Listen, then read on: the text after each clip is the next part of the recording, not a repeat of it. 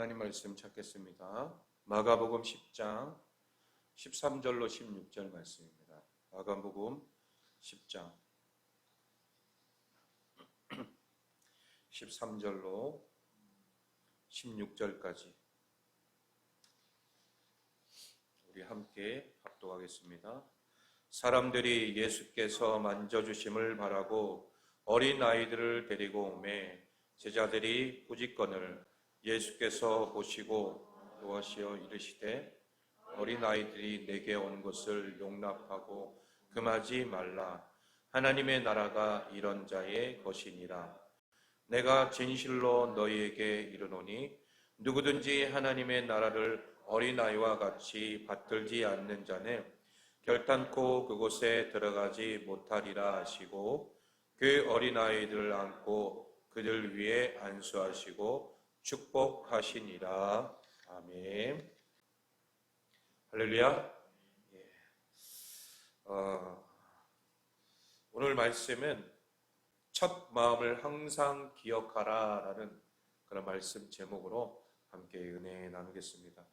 주보에 나와 있는 제목은 조금 틀린데 제가 바꿨어요. 중간에 첫 마음을 항상 기억하라 라는 그런 말씀 제목으로 함께 은혜 나누겠습니다. 여러분들 정채봉 시인이 지은 시가 있는데 첫 마음이라고 하는 시입니다. 우리 주보 뒤에도 실어놨는데 앞에 본문에 우리 한번 스크린에도 한번 보시면 한번 우리 읽어볼까요? 시작. 아침에 찬물로 세수하면서 먹은 첫 마음으로 1년을 산다면 학교에 입학하여 새 책을 앞에 놓고 하루 일과표를 짜던 영롱한 첫 마음으로 공부를 한다면 사랑하는 사이가 처음 눈을 맞던 날의 떨림으로 내내 계속된다면 첫 출근하는 날 신발끈을 매면서 먹은 마음으로 직장일을 한다면 아팠다가 병이 나은 날에 상쾌한 공기 속에 감사한 마음으로 몸을 돌본다면 개업날의 첫 마음으로 손님을 언제고 돈이나 적으나 밤이 늦으나 기쁨으로 맞는다면 세례성사를 받던 날에 빈 마음으로 눈물을 글썽이며 교회에 다닌다면 나는 너는 나라며 화해하던 그날의 일치가 가시지 않는다면 여행을 떠나던 날 차표를 끊던 가슴팀이 식지 않는다면 이 사람은 그때가 언제이든지 늘 새 마음이기 때문에 바다로 향하는 냇물처럼 날마다 새로우며 깊어지며 넓어진다. 자, 정채봉 시인의 이 첫 마음이라고 하는 이 시, 우리 마음속에 참 다시금 새롭게 우리도 이런 마음이 있었지 라고 하는 그런 생각을 갖게 합니다.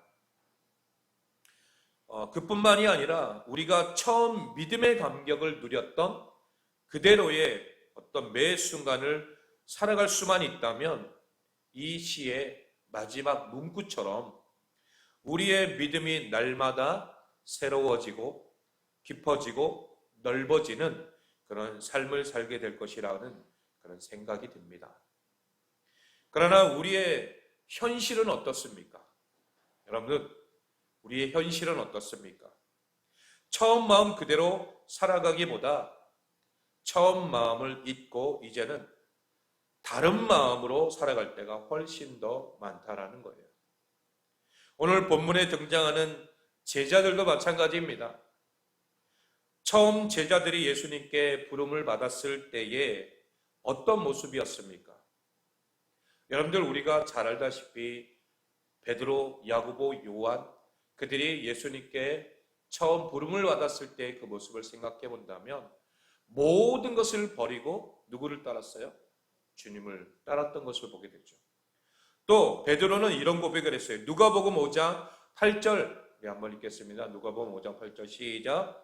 시몬 베드로가 이를 보고 예수의 무릎 앞에 엎드려 이르되 주여 나를 떠나소서 나는 죄인이로소이다 하니 나 같은 죄인은 주님과 함께 할 수 없음을 고백했던 참 겸손한 그런 베드로의 모습을 보게 되죠. 이것이 바로 초기 제자들의 어떤 품었던 처음 마음이었던 거예요. 베드로가 나는 예수님을 따를 어떤 명분도, 그리고 나는 어떤 모습도 주님 앞에 연약하기 때문에 나는 따라갈 수가 없습니다 하는 그만큼의 어떤 겸손함이 이 베드로에게 있었던 것을 우리는 잘 알고 있습니다. 그러나 예수님께서 이제 제자들과 3년이라고 하는 시간을 함께 보냈어요. 그들은 제자 훈련을 받고 이제 수료 바로 직전에 그들의 모습을 우리가 볼 수가 있는데, 누가 큰 자가 될 것인가를 다투는 모습을 우리가 보게 됩니다. 우리 오늘 본문 마가복음 9장 34절 말씀 한번 볼까요? 9장 34절 시작. 그들이 잠잠하니 이는 길에서 서로 누가 크냐 하고 쟁론하였습니다. 제자들이 네가 크냐 내가 크냐 이렇게 서로가 뭐 하는 거예요? 자기가 크다라고 다투고 있는 모습을 보게 됩니다. 예수님의 제자들이 예수님과 함께 하면서도 그 모습을 전혀 닮아가지를 못하고 있는 거예요.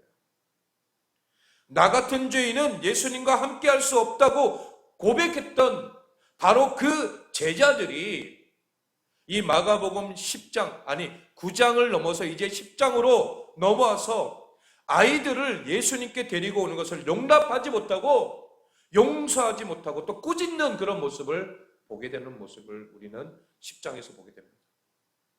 이것은 어린아이들은 예수님을 만날 자격이 없다. 애들은 가라. 애들은 여기 오면 안 돼. 이렇게 제자들이 꾸짖고 있는 거예요. 그런데 여러분들, 예수님께서는 이 10장 앞장을 보게 되면 전혀 그런 말을 하지 않았다라는 거예요. 우리는 처음 마음을 잃어버리고 다른 마음을 품고 살아가는 이 제자들의 모습을 통하여서 누구를 봐야 돼요? 바로 나의 모습을 봐야 될 줄로 믿습니다. 이 예수님은 어린아이들을 용납하지 못하는 제자들에게 분노하시면서 오늘 본문에 말씀하시는 거예요. 본문 14절로 16절 다시 한번 읽어볼까요? 14절로 16절 시작. 예수께서 보시고 노하시어 이르시되 어린아이들이 내게 오는 것을 용납하고 금하지 말라. 하나님의 나라가 이런 자의 것이니라. 내가 진실로 너에게 이르노니 누구든지 하나님의 나라를 어린아이와 같이 받들지 않는 자는 결단코 그곳에 들어가지 못하리라 하시고 그 어린아이들을 안고 그들 위에 안수하시고 축복하시니라. 아멘. 여러분들, 예수님께서 지금 오히려 이 어린아이들과 같이 되지 않으면 결단코 어디에 들어가지 못한다는 거예요? 하나님 나라에 들어가지 못한다는 거예요. 그러면서 그들을 끌어안으면서 오히려 축복해주고 있는 그 모습을 보게 됩니다. 여러분, 이걸 통해서 우리에게 주시는 메시지가 무엇입니까? 이제 다른 마음을 품고 살아가는 제자들로 하여금 처음의 마음으로 돌아가야 한다는 그런 메시지를 들려주고 계신 거예요. 어린아이처럼 순수했던 그 처음 마음으로 돌아가야 한다. 우리가 가졌던 어떤 일을 시작하기 전에 항상 우리의 처음 마음이 있지 않습니까? 그리고 그것을 통하여서 시간이 지나고 난 뒤에 보면 그 처음 마음이 흐지부지 될 때가 참 많이 있다는 거예요. 여러분, 그러면 여기서 질문이 하나 생겨요. 그렇다면 무엇이 제자들로 하여금 이 처음 마음을 잃어버리고 또 다른 마음을 품고 살아가게끔 만든 것입니까? 오늘 주시는 말씀을 통해 처음 마음을 잊어버리게 만드는 그러한 장애물들을 우리가 알고 우리 자신도 우리 안에 있는 이 장애물을 걷어내야 될 줄로 믿습니다. 그리고 그 장애물을 뛰어넘어 이제는 하나님이 주신 그 마음을 가지고 살아가야 될 줄로 믿습니다. 그 첫 번째가 장애물이 뭐냐면 망각입니다. 망각. 처음의 마음을 잊어버리고 다른 마음을 품게 만드는 첫 번째 장애물은 바로 망각이라는 거예요. 여러분들, 이 망각은 두 가지로 우리가 해석해 볼 수 있는데, 절대적인 하나님의 은혜이기도 합니다. 왜냐하면 여러분들, 내가 망각하지 않고 하루하루 살아가는 모든 것들을 다 기억한다고 한번 생각해 보세요. 어떻게 될까요? 머리가 터져버리겠죠. 복잡할 거예요. 내가 한 3살부터 제가 생각해 봅시다. 3살부터 지금까지 생각이 머릿속에서 계속 맴돈다면 여러분들 어떻게 될까요? 살아가는데 지장이 있겠어요? 없겠어요? 있겠죠. 하나님이 왜 우리에게 망각을 주셨을까요? 이것은 잃어버릴 것은 잃어버리라는 거예요. 뒤의 것은 잃어버리고 앞의 것을 바라보며 쫓아가는 인생이 되라. 하나님이 그래서 때로는 망각의 은사를 주신 거예요. 그런데 반대로 하면 절대로 안 되기도 한 마음이 바로 망각인 거예요. 여러분들, 잊어서는 안 될 것들, 여러분들 이것을 잊으면 안 될 줄로 믿습니다. 하나님이 내게 주신 은혜, 잊으면 돼요, 안 돼요? 안 되죠. 그렇기 때문에 이 망각이라고 하는 것은 잘 분별해야 된다는 거예요. 여러분들, 지금 제자들이 예수님께 어린아이를 데리고 오는 것을 용납하지 못하고 꾸짖게 된 이유는 바로 뭐예요? 망각 때문이라는 거예요. 여러분, 오랜 시간이 지난 것도 아니에요. 바로 앞선 오늘 본문의 9장을 한번 우리 읽어볼까요? 9장 33절로 37절, 9장 33절로 37절 시작. 가버나움에 이르러 집에 계실새 제자들에게 물으시되 너희가 길에서 서로 토론하는 것이 무엇이냐 하시되 그들이 잠잠하니 이는 길에서 서로 누가 크냐 하고 쟁론하였음이라. 예수께서 앉으사 12제자를 불러 이르시되 누구든지 첫째가 되고자 하면 뭇사람의 끝이 되며 뭇사람을 섬기는 자가 되어야 하리라 하시고 어린아이 하나를 데려다가 그들 가운데 세우시고 안으시며 제자들에게 이르시되 누구든지 내 이름으로 이런 어린아이 하나를 영접하면 곧 나를 영접하며 누구든지 나를 영접하면 나를 영접함이 아니요 나를 보내신 이를 영접함이니라. 아멘. 예수님은 이 말씀을 통해서 이미 제자들에게 어린아이 하나를 영접하는 것이 곧 누구를 영접하는 거다? 나를 영접하는 것이다 라고 얘기하고 있는 거죠. 미리 말씀하셨어요. 너희는 서로 자신을 낮추고 섬기는 자가 되라 라고 강조하신 것이 바로 예수님의 말씀이었습니다. 그러나 제자들은 얼마 지나지도 않아 이 말씀을 뭐예요? 망각해버리는 거예요. 금방 까먹어버려요. 까마귀 고기를 먹어버리죠. 그리고 어린아이들을 영접하지 못하고 어린아이들을 예수님께 데리고 오는 것을 뭐 했어요? 꾸짖고 있는 것을 보게 됩니다. 그 순수한 마음을 잃어버린 거예요. 예수님은 어떠한 마음입니까? 우리 마태복음 11장 29절 말씀 한번 읽겠습니다. 시작. 나는 마음이 온유하고 겸손하니 나의 멍에를 메고 내게 배우라. 그리하면 너희 마음이 쉼을 얻으리니. 아멘. 예수님의 마음이 어떤 마음이에요? 온유하고 겸손한 마음이다.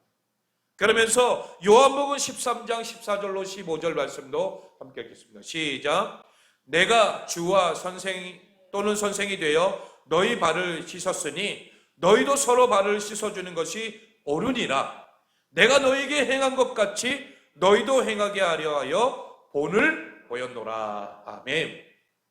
예수님은 겸손의 본을 제자들에게 보여주신 줄로 믿습니다. 그냥 말로만 하신 것이 아니라 직접 행동으로 보여주신 거예요. 너희들이 지금 서로 싸우고 누가 높으냐 누가 낮으냐 이게 아니라 서로 겸손함으로 내가 하나님 앞에서 낮아질 때에 하나님이 우리를 높여주신다라는 거예요. 이러한 것들을 잊어버리고 망각해버리니까 지금 어린아이들이 오는 것을 뭐 하는 거예요? 막아서는 거예요. 그것을 그만큼 있는 것을 보게 됩니다. 여러분들, 이 제자들은 이런 순수한 마음을 잃어버린 거예요. 어린아이와 같은 마음이 되지 않고서는 하나님 나라에 결단코 들어갈 수 없다고 말씀하신 그 주님의 말씀을 생각해 볼 때에 이 제자들은 순간순간마다 주님의 말씀을 잃어버리고 있고 있는 거죠. 왜 예수님께서 제자들에게 분노했습니까? 제자들이 예수님의 말씀을 뭐 했기 때문이에요? 망각했기 때문이라는 거예요. 왜냐하면 우리도 하나님의 말씀을 들었다면 그 말씀을 잊지 않고 늘 되뇌이고 생각하기를 소망합니다. 처음 부르심을 받았을 때 그토록 겸손했던 처음 마음을 잃어버렸기 때문에 우리가 하나님 앞에서 온전한 삶을 살아내지 못하고 있는 거예요. 지금 제자들은 제자훈련 수료 직전에 있어요. 그리고 얼마 전에 어린아이 하나를 영접하는 것은 곧 나를 영접하는 것이라는 말씀까지 들었단 말이에요. 그럼에도 불구하고 여전히 나 같은 죄인을 불러주신 그 은혜만이 얼마나 큰 은혜인지를 잃어버리는 이들의 모습을 보게 됩니다. 베드로가 뭐라고 그랬어요? 나 같은 사람 주님 따를 그런 어떤 명분이 서지 못하고 나는 너무나도 부족합니다 라고 했던 이 베드로가 이제는 어느 정도 내가 위치에 서니까 예수님께 인정받고 그리고 수제자라고 하는 그런 인정을 받고 하니 이 베드로가 까먹어버리는 거예요. 망각해버리는 거예요. 여러분, 제자들의 모습에 결국 그러니 예수님은 분노할 수밖에 없는 거예요. 그런데 이 모습은 오늘 우리의 모습과 똑같아요. 우리도 하나님의 말씀을 들으면 그 말씀을 듣는 즉시 그 말씀을 가지고 내가 살아내려고 몸부림쳐야 되는데 그냥 한 귀로 듣고 한 귀로 쏙 흘려버릴 때가 참 많다라는 거죠.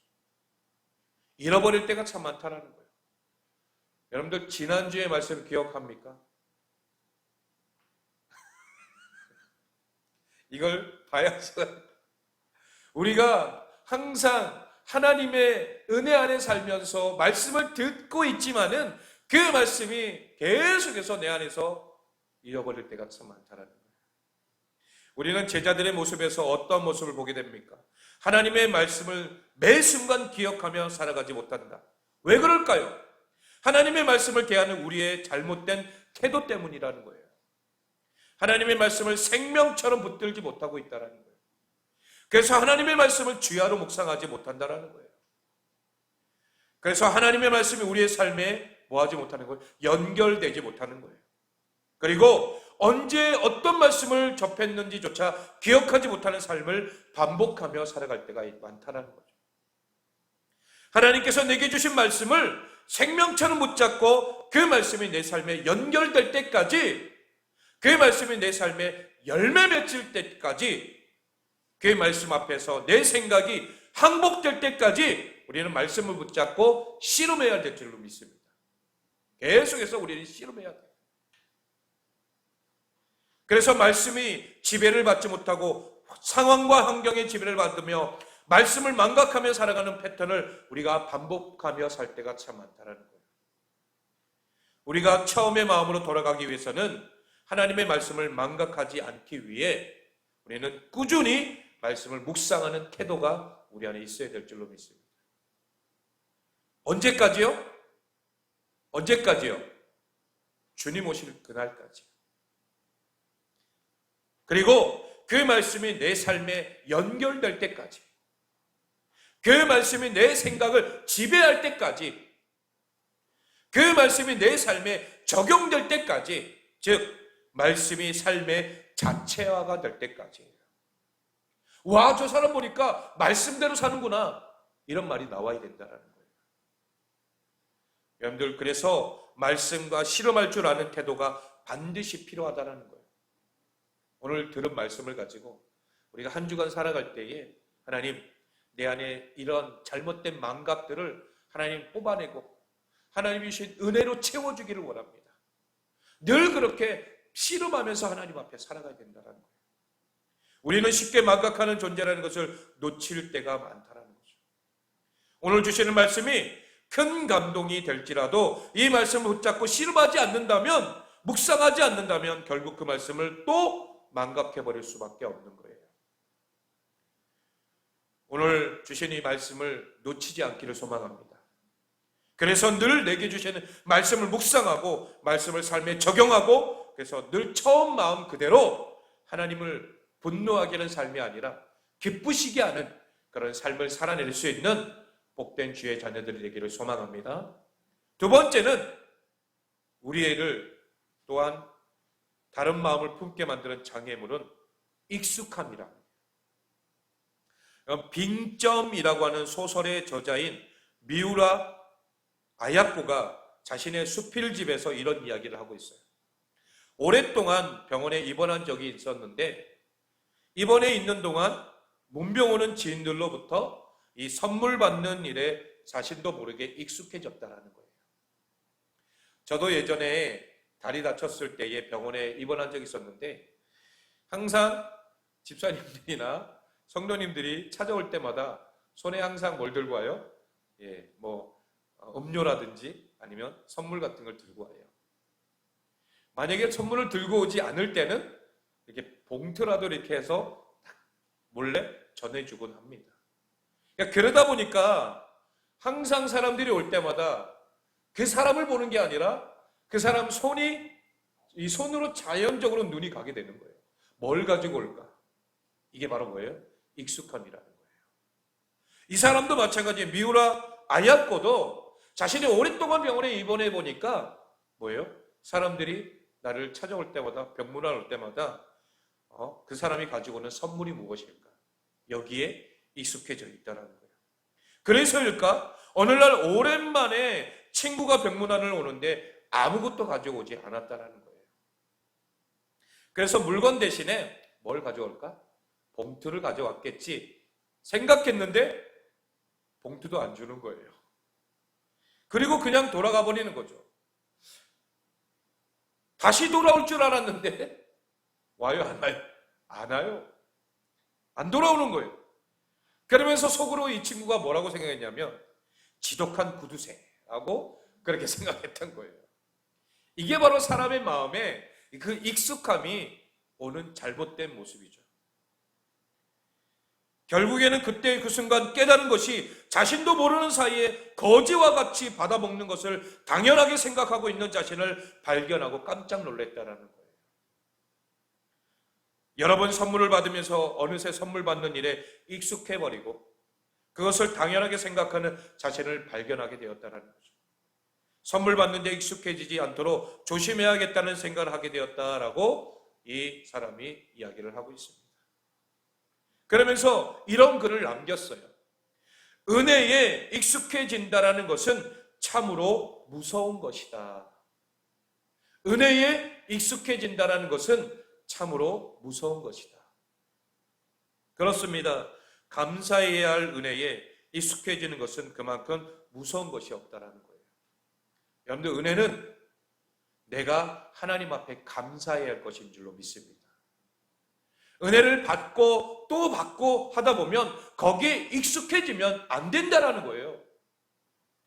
그토록 겸손했던 제자들이 바로 처음의 마음을 잃어버리게 된 이 이유가 무엇입니까? 바로 익숙함 때문이라는 거예요. 은혜 받는 일에 익숙해지면서 은혜 누리는 것을 당연한 특권이라고 생각하고 또 대우받는 그 일을 당연하게 여기는 그런 생각이 자리 잡게 되니까 결국 어떤 일이 벌어집니까? 처음 마음에서 떠나게 되는 거예요. 그리고 나 같은 죄인을 써주시는 것만으로도 그토록 감격했던 이 제자들이 어린아이들을 예수님께 데려오는 것을 꾸짖고 있는 거죠. 그렇습니다. 내가 자격이 없다고 생각하면 누군가를 판단할 수 있어요? 없어요? 없습니다. 자격 없음을 말할 수 없어요. 누군가 감히 꾸짖지도 못한다는 거예요. 그러나 은혜 받는 일에 익숙해지고 그래도 내가 모태신앙인데 그래도 내가 이 교회에서 30년 동안 신앙생활을 했는데 내가 이 교회를 위해서 얼마나 많은 헌신을 했는데 이런 타이틀에 집착하기 시작하면 어느새 처음 마음에서 떠나 다른 사람을 평가하고 판단하고 꾸짖는 자리에 자연스럽게 서게 되어 있다는 거죠. 여러분들 제자들도 예수님이 어떤 기적을 행하시고 능력을 행하시는 그 모습 속에서 내가 바로 그 예수님의 제자다. 그 은혜를 잊어버리는 순간 그들은 익숙함에 결국 쌓이게 되고 그들의 삶이 결국 내가 예수님의 제자인데 너희들 나를 바라보는 모습이 왜 그래? 오히려 사람들을 꾸짖고 판단하고 자연스럽게 그런 자리에 서게 되어 있는 제자들의 모습을 통하여서 처음 마음을 잃어버리니 결국 어린아이를 데려오는 그 부모까지도 꾸짖고 있는 거예요. 여러분들, 우리가 이런 마음에 사로잡히지 않도록 늘 조심해야 될 줄로 믿습니다. 이것이 바로 연약한 인간의 모습이라는 거예요. 은혜에 익숙해지는 것을 가장 두려워할 수 있는 저와 여러분들 되기를 소망합니다. 은혜는 감사하는 거예요. 내가 하나님께서 주신 그 은혜에 감사합니다. 또 감사합니다. 이런 것이지 은혜는 익숙해져서는 안 된다는 거예요. 고린도후서 4장 7절 말씀 우리 한번 읽겠습니다. 시작. 우리가 이 보배를 질그릇에 가졌으니 이는 심히 큰 능력은 하나님께 있고 우리에게 있지 아니함을 알게 하려 함이라. 아멘. 바울이 오직 십자가와 부활만을 자랑하며 복음을 전파하는 삶을 살 수 있었던 그 비결이 무엇입니까? 바로 하나님께서 주신 그 은혜 때문에 이렇게 바울은 살아갈 수 있었던 거예요. 바울은 한결같이 자신을 질그릇처럼 깨지기 쉬운 존재로 인식을 했던 거예요. 능력이 나타나면 내가 한 게 아니라 누가 한 거예요? 내 안에 계신 성령 하나님, 하나님께서 하셨다. 그리스도께서 하신 일이라 그런 태도로 삶을 살았던 거예요. 은혜를 당연하게 여기지 않고 나의 나 된 것은 하나님의 은혜로 된 것이다 라고 한결같은 고백으로 하나님 앞에 나아갔던 그 바울의 모습을 보게 됩니다. 그러니 내게 주신 그 사명을 끝까지 감당할 수 있었던 거예요. 우리의 문제는 무엇입니까? 자신이 조금씩 유명해지고 자신을 수식하는 어떤 타이틀이 많아지기 시작할 때부터 우리가 익숙해지면서 사람들 앞에서 나를 자랑하기 시작하고 겸손이 아닌 교만해지기 시작합니다. 우리는 질그릇입니다. 질그릇이기 때문에 깨지기 쉬워요. 그러나 질그릇 자체는 여러분들 그 질그릇 자체가 사람들에게 인정받지를 못하잖아요. 그러나 거기에 뭐가 담겨져 있을 때요? 보배가 담겨져 있을 때요. 보배가 담겨져 있을 때만이 그 질그릇 자체도 인정받게 된다는 거죠. 내 안에 계신 예수 그리스도 때문에 질그릇 같은 내가 존귀한 자가 되는 줄로 믿습니다. 이것을 우리가 잊어서는 안 된다는 거예요. 우리는 깨지기 쉬운 질그림을 자각하며 살아갈 때에 은혜에 익숙해지지 않고 오직 보배 대신 예수님 한 분만을 높이며 그분 앞에 내가 처음 가졌던 그 마음대로 겸손함, 우리가 이것을 가지고 주님 앞에 온전히 나아가기를 소망합니다. 여러분, 항상 첫 마음을 기억하시기 바랍니다. 하나님께서 내게 부어주신 그 은혜. 여러분, 특별히 우리는 제자 훈련을 받은 하나님의 제자들입니다. 그러면 잊어버릴 때가 있어요. 시간이 지나고 또 지나면 언제 그랬지? 그럴 때가 있다는 거죠. 그럴 때마다 항상 우리는 망각과 익숙함을 늘 기억하시기 바랍니다. 하나님이 내게 주신 그 은혜가 얼마나 큰지를 내가 깨닫는 순간 우리는 그 자리에 꼬꾸라지고 낮아질 수밖에 없는 거예요. 마지막 결론입니다. 처음에 가졌던 마음 그대로 하나님을 기쁘시게 하는 삶을 살아가는 저와 여러분들 되기를 소망합니다. 그러므로 하나님의 말씀을 망각하지 않기 위해서 늘 하나님의 말씀을 주야로 묵상하시기 바랍니다. 그리고 그 은혜에 익숙해지지 않도록 늘 자신이 깨어지기 쉬운 질그릇임을 자각하며 살아가기를 소망합니다. 은혜 아니면 살아갈 수 없는 것처럼 늘 어린아이처럼 하나님의 의존하는 삶을 살아갈 때에 또한 하나님께서는 우리의 삶 위에 친히 안수하여 주시고 축복해 주시고 또한 우리의 삶을 놀라운 길로 인도해 주실 줄로 믿습니다. 그러한 현장 속에서 그러한 삶 속에서 늘 하나님의 은혜를 경험하며 살아가는 저와 여러분들 되시길 예수 그리스도의 이름으로 축원합니다.